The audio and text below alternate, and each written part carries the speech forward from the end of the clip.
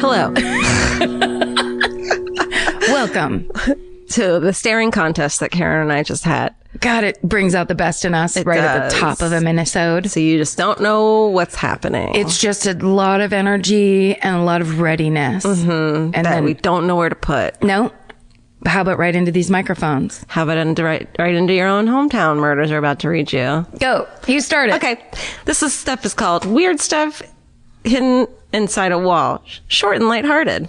Oh, and we're reading these before we're going. This is going to be while we're in Europe. So, oh my God, we're in Europe right now. Oh my God, I love trains. UK. Yeah. I love a canal. I love them all. God, thanks for getting us over here, listeners. So here are some that take place in those places. Hi, guys, all humans and pets included.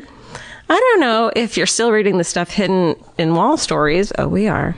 But here's mine anyway. When my grandfather died a few years ago, my parents moved into his old house, and as they were cleaning up the place, they moved around some old cupboards. They noticed that the wall behind those cupboards was hollow, and there was a hidden trap door in the wall. Ooh. They were really excited to see what was in there, but were slightly disappointed to discover that it was mostly just some papers and not a huge stash of money or a confession to a murder or something similar. Okay, maybe that was just my true crime obsessed ass. Lol. Included in those papers, along with old letters, was my grandpa's diary from when he was traveling in Israel and other places, which were probably somewhat interesting. However, the best thing they found was a very meticulous food diary my grandpa had kept in the 70s because he had tried to figure out why he had stomach issues. Oh. His diet included, quote, about 10 bagels for dinner. Oh my God, my boyfriend? 10 bagels. 10 bagels for dinner. Turns out he has celiac disease. Yeah. She said, I wonder why he had indigestion. The fact that he wrote that down and then hid it is such an unassuming place still makes me laugh. And, quote, about 10 bagels has become one of my family's catchphrases. Yes. What do you want for dinner? About 10 bagels, please. I could eat about 10 bagels right now. This isn't a creepy story, and hopefully you didn't find it boring. Also, sorry my writing is bad. My first language is Finnish. That was the most perfectly written letter. Oh my... So about 10 bagels was written in Finnish originally. Yeah. Amazing. I'd finish about 10 bagels. Oh, someone kill me. Okay, don't kill me.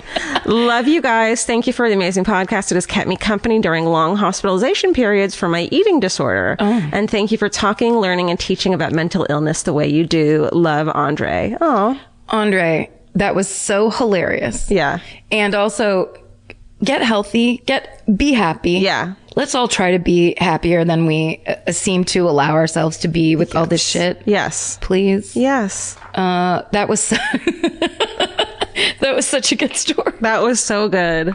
I mean, look, on the weekends, I get very about 10 bagelsy where I'm like, hey, I have all these weird rationalizations about eating bagels on the weekend. But it's the weekend. It's the weekend. I don't know what I'm thinking. It's like I've earned it somehow, which I have not ever. I have to say, so someone recently wrote me a thing about like their eating disorder issues and how me talking about food and having had an eating disorder helped. And and I just wanted to write and tell them that one of the things that really helped me get over it was learning how to cook and being obsessed with cooking, which made me like really more into food and stuff. Yeah. So fucking toast that bagel up. Maybe make your cream cheese at home. How? I don't know. I'm sure there's an Instant Pot recipe online somewhere. Here's how you do it. You take a cup of milk and you put it on the windowsill in direct sunlight. You do that for 3 weeks. And then you scrape off the green mold. Yeah. Cream cheese. Done. And then put that green mold into some make up blue cheese. You have blue cheese now. That's right. Now you have blue cheese salad dressing that you can pour over you go. Your cream cheese and your bagel. Yeah. Get the bagels from a store, though. Don't fuck around. Don't make them? Yeah, don't pretend you can make a bagel. You can make cream cheese all day. They make them for you. Okay, you go. Okay. Subject line is found in a chimney. Love it. Hello, ladies, felines, canines, and mustaches. Yes. That's great. This is the way. That's what we're looking for. Sorry, I was trying to do a cheer at the beginning. Couldn't. First of all, I want to thank you from the bottom of my heart for the amazing podcast and the community that has grown as a direct result of your openness with regards to mental health issues. Oh my God, they love us and our mental health over there. How could we have ever known that our mental health issues would be helping so many people? Who knew? What a nice payoff for having so many mental health issues. I mean, who knew the payoff in the long run? Because of both yourselves and the Facebook support group, my mental health issues do not have a hold over my life anymore. Yay. Awesome. Thank you. No, thank you. My mom, now I'm having a conversation by myself. Do you want me to go? My mom recently had to have her chimney swept. Get your minds out of the gutter. This is my mother. Hey. Hey. Get your minds out of the chimney. So she hired a company to do it. My stepdad, who was once arrested for murder while at sea, was talking to the sweep. Oh, we're just going to breeze past that. Okay. Wait, what? Oh, that's the second story. I get it, Oh, Steven. shit. I love it. She explains that. Okay, good. Okay. This is going to be a little bit of a longie. Okay. Let's do it. Okay. So, was talking to the sweep. So her dad that was arrested once for murder at sea was talking to the sweep, the chimney sweep. And he started talking about the more interesting jobs they'd done recently. The sweep said that they'd been hired to sweep the chimneys at an old fancy house in Monmouth. They were working on one chimney, but the brush got stuck. This happens a lot because birds sometimes nest in them. They went up to the roof to drop a weight down to clear the blockage, but it wouldn't budge. Oh my God. The next step was to estimate where the blockage was and carefully remove bricks from the chimney and pull the blockage out that way. Ooh, that's like surgery. Oh, it's going to be a body. Lo and behold, after removing a few bricks, they find the skull of a child. Oh my God. Yes. Now you're on the side, you're on what I would imagine to be a slanted roof. Sure. Pulling bricks out of a chimney. And then you're rooting around in there thinking you're just going to pull out a nest or whatever. Yoink. A little tiny child's skull. Oh no. The police were called, but it was soon established that this was the remains of a very young chimney sweep. What? Apparently, this was a common occurrence as the sweeps would be overcome by fumes and die in chimneys. Oh, babies. Oh, my God. Whoever hired the sweeps clearly gave no fucks and just left him up there. That's insane. Oh, my God. I can't wait to see you in Manchester in May. Stay sexy and remember not to leave child laborers in fancy chimneys. Rhiannon. Can you imagine the family that fucking lived there at the time? Like, did they tell them when they were like, no, okay? I bet they didn't. No, I bet they didn't. Well, because also, now I want to know from that family, that house must have been haunted. Yeah. Little skeleton up in the chimney that whole time? Oh, my God. Jesus. Europe. What are you doing? Europe. You're so old. You have all these things hidden in you. What's the... Do you want to read... Okay. Oh, sorry. Yeah. This is just that my dad's murder story. My stepdad joined the Merchant Navy during the 70s because his mom was a straight up bitch. Anyway, sometimes that's what you got to do. One time the boat docked and my stepdad was in charge while the goods were being loaded and unloaded. And this meant that there were some people on the boat who were unfamiliar with the ship's protocols. And there were these massive doors on the deck to put goods in. And when the doors were closing, an alarm would sound so that everyone got out of the way. Probably because she was unfamiliar with the ship's protocols, a poor woman got crushed to death by the closing door. And because my dad was in charge, he was arrested for murder. Oh my God. Because I guess he was supposed to stop stuff like that from happening. Anyway, he spent some time in an interview room while the local authorities made inquiries and ultimately came to the conclusion that the death was a horrible accident. He was also arrested on espionage charges one time. But we're not supposed to talk about that since step-grandma didn't know what happened. And like I mentioned before, is a massive bitch. When she dies, I'll write to you again. Oh my God. Rhiannon, you're 2 for 2. That was amazing. That was great. Okay, this one is called... It's called, I'll see your $1,100 under a tree and raise you 100 genitals in an alley. No. Yep, that's the name of it.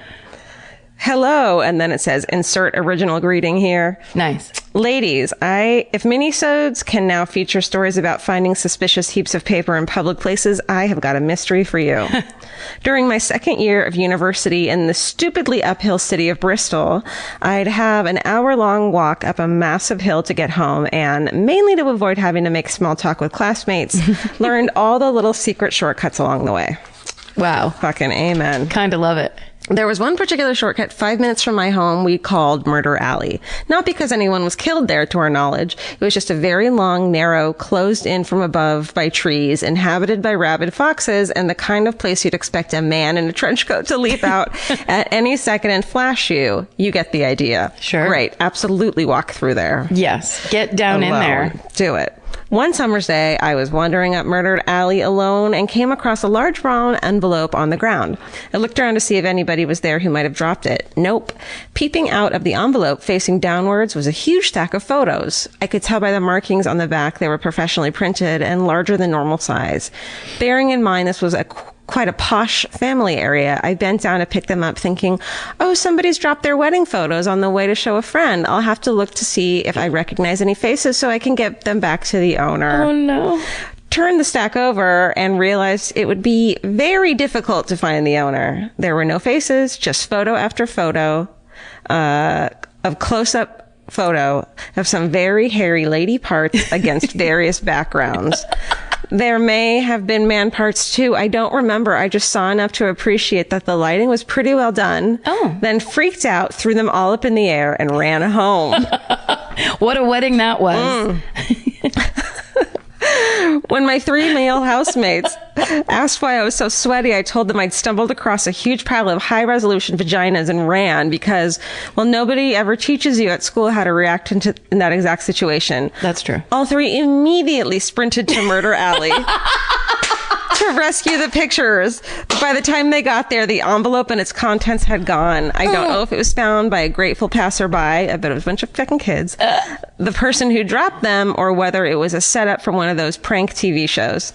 10 years later, I still wonder about the mystery porn and how it got there. Hope it found a good home. Stay sexy, and if you find mystery genitalias in a dark alley, take them home with you. They might be somebody else's cup of tea. Lots of murdery love, Charlotte. That is, I mean, it's hacky, but that, I think that might right there to be the distilled essence of the difference between men and women. Yeah. Women pick those pictures up and are like, oh my God, and like throw them up in the air like Vera with the straws at the beginning of Alice. And then 3 guys hear about it and run, take off running at high speed. I feel like I'd look at them, put them back down, and walk away.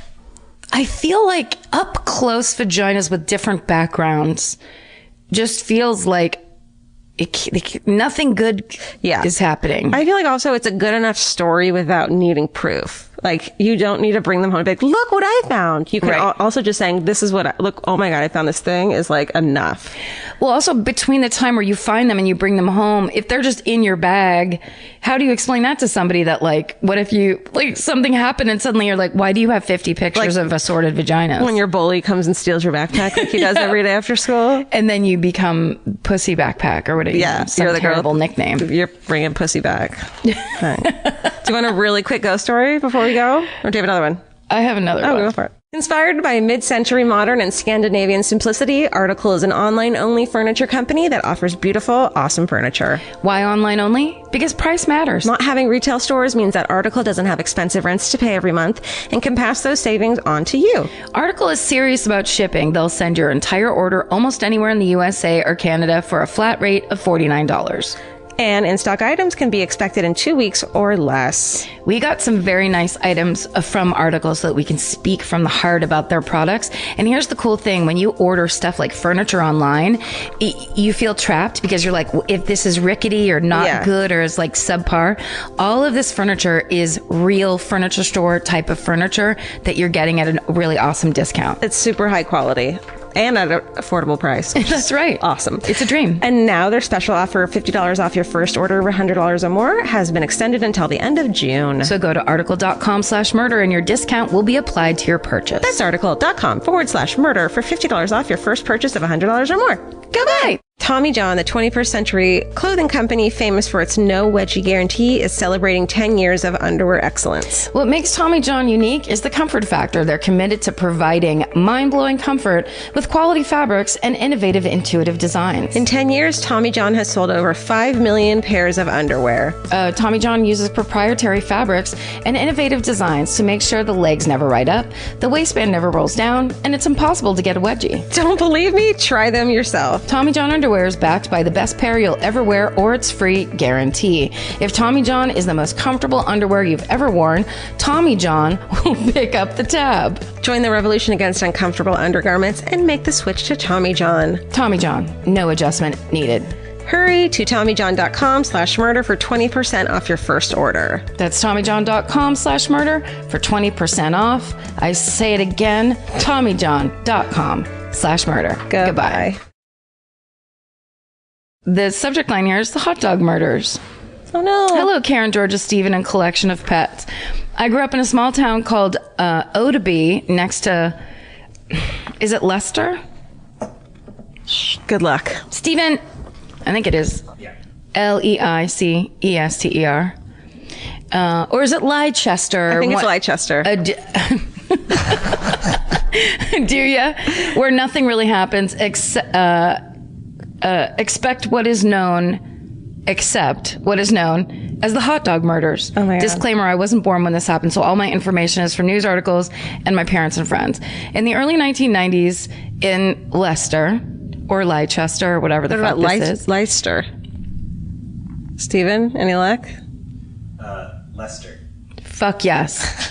There's a reason I watch BBC America every goddamn moment of my life.